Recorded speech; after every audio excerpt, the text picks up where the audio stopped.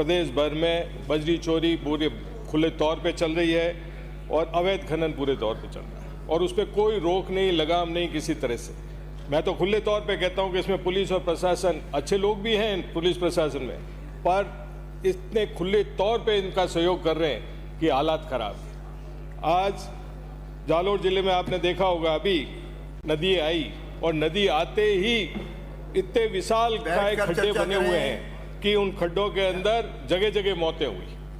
6 लोग तो हमारे मुख्य सचेतक जी के एरिया में ही डूब के मर गए और एक ही साथ एक ही परिवार के लोग। तो ऐसे हालात क्यों पैदा हुए? क्योंकि हमने खुले तौर पे बजरी माफिया के खिलाफ किसी तरह की कोई कार्रवाई नहीं की। बजरी माफियाओं को किसी तरह की कोई रोक नहीं है। इनके पास में लीज कहीं की होती है और खोदते कहीं पे हैं और स्टॉक कहीं पे भी कर लेते हैं। ये हालात हैं, इनको कोई रोकने टोकने वाला नहीं है।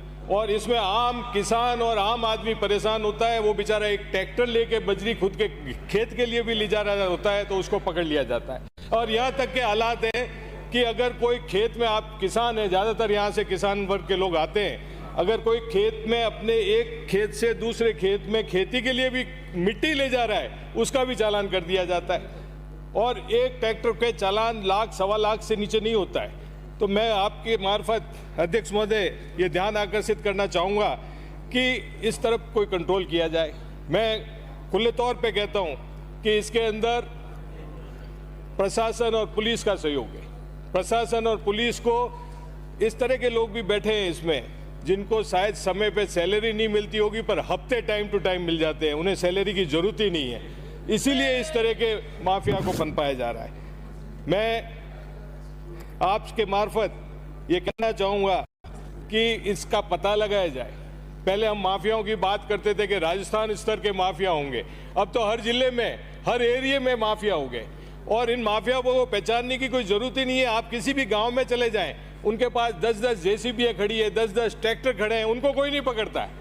अधिकारी भी जाके डंपर खड़े हैं, उनको कोई नहीं पकड़ता। अधिकारी भी जाके किसान के ट्रैक्टर को यहाँ से वहाँ जा रहा होता है, उसको पकड़ के फॉर्मेलिटी पूरी करते हैं। मेरा आपके मार्फत ये कहना चाहूँगा कि इस तरफ ध्यान दिया जाए और इस पर लगाम लगाई जाए। किसान ही परेशान हो जाएगा, आम आदमी भी। अब यहाँ तक के हालात हैं कि हमें अगर बजरी चाहिए या मिट्टी चाहिए तो हम खुद के ट्रैक्टर से नहीं लाएंगे, हम किसी